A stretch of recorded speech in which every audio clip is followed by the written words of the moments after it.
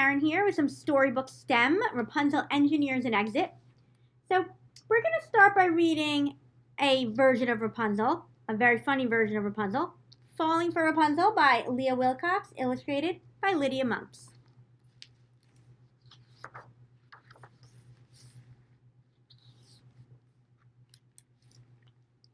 Once upon a bad hair day, a prince rode up Rapunzel's way.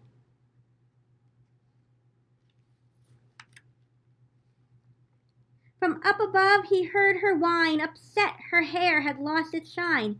He thought her crying was a plea, and sallied forth to set her free.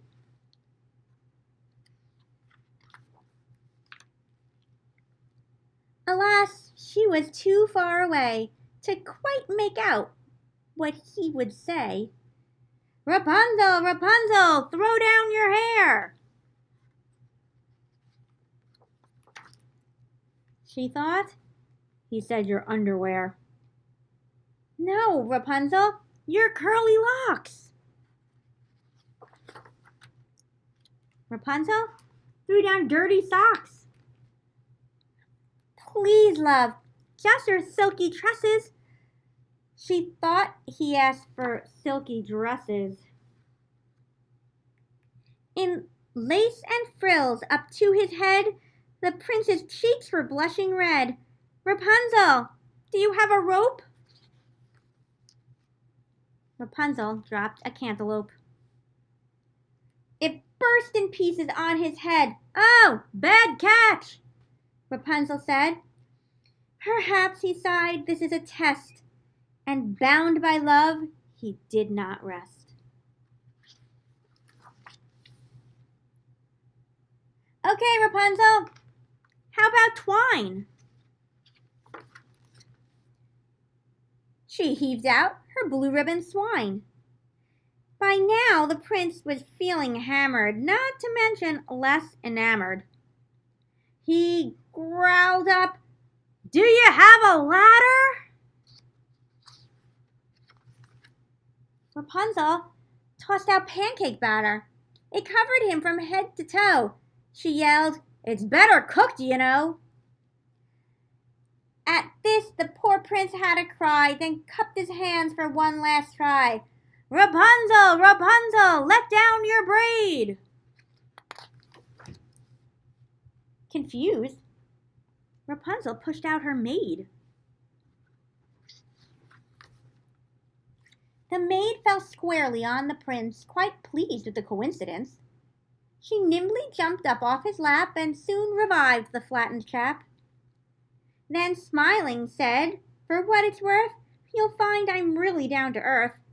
His young heart thrilled, he gave a hoot. For what was more, the maid was cute. She set the prince upon his steed, then leapt up behind with graceful speed. And leaning close so he could hear, she whispered something in his ear. "I fell for you when we first met." He nodded. "How could I forget?" Rapunzel watched them ride from sight. "I'm glad I finally heard him right."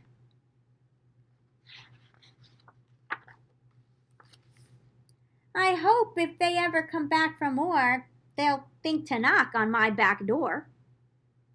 So look at that. They could have just gone right in the back door and up all those steps. The end.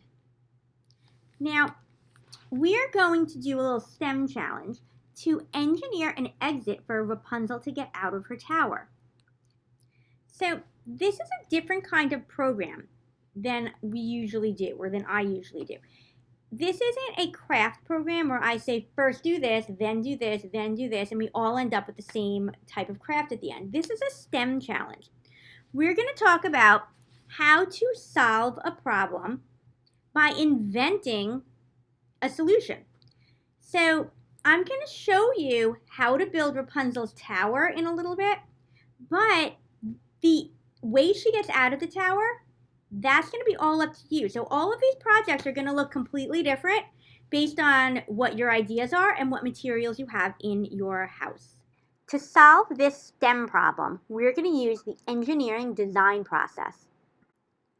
The first part of the engineering design model is to ask, what is the problem? Well, the problem is Rapunzel needs to get from a high place to a low place safely. The next part is imagine a solution. Think of some ways other people have tried to solve this problem in the past. What are ways to safely get from a high place to a low place? Well, as we saw in the end of the story, there are stairs. And the prince had some good ideas with rope and a ladder. Are there any ideas that you can think of to get from a high place to a low place safely? Like a parachute or a zip line? So you can choose anything that you want that you think might get Rapunzel from a high place to a low place in a safe way. The next part is to plan what you're going to build. So you can draw it out on paper and make a list of some of the supplies that you're going to need. The next part is create, and that is the fun part. So watch this little video next where I explain how you're going to make Rapunzel's tower, and then some ideas for how you're going to make her exit. Hi everyone, I want to give you some instructions on how you're going to make your tower, because everybody's tower is going to have two things the same, the tower part and a platform that you're going to put the tower part on. Everybody has a paper towel holder and a paper plate for their tower and their platform. Since you're at home, if you don't have these exact things, we can use other things. For example, if you don't have a paper towel roll, you could tape 2 toilet paper rolls together to make your tower. If you don't have that available, you can get a piece of paper and roll it into a tube. This is junk mail, part of my AT&T bill. And to make a platform, if you don't have a paper plate, you could use either a piece of cardboard, you could use cut off the one part of a cereal box, or even just a piece of paper. If you really just need something flat for your tower to stay on, it doesn't have to necessarily be supportive. And the way that you're going to attach the two is going to be the same no matter what method you use. And what you're going to do at the bottom of your tube, whatever you decide to use as a tube, you're going to cut little tabs. I don't know if you can see like how the sides of the tabs.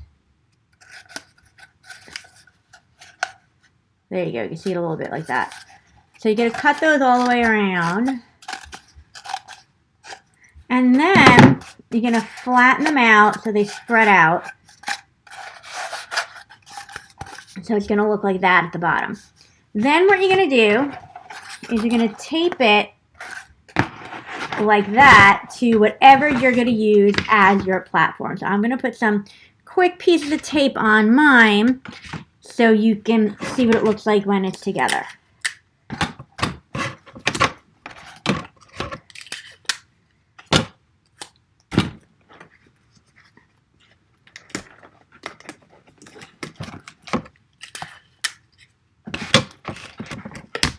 Okay. So I just did it super quickly, but you could see I taped it on and it's going to be like this. So this is going to be your tower on your platform. To design Rapunzel's escape, you could use whatever materials you want. Here's a list of possible materials you can use to build your escape. You do not need all of these things, and you can use things that are not on this list. This is just a list of some ideas of things you might want to try. Cool things. A lot of kids try to make parachutes with the coffee filters or make some sort of soft landing with the cotton balls. I've had kids make zip lines, build ladders with the straws.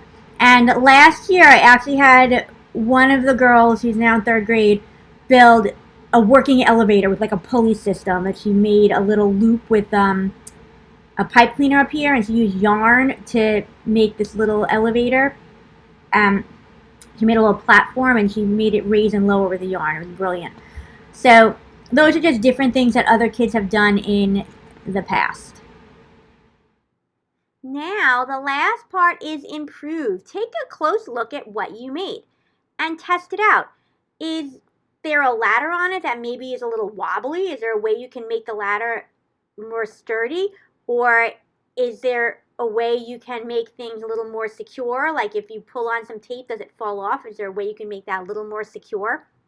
So when you're all done, what you're going to do is I'm going to put an email address up on the next screen, and I want you to take a picture of what you made, your exit, and email it to the library so we can see how they all came out. Bye.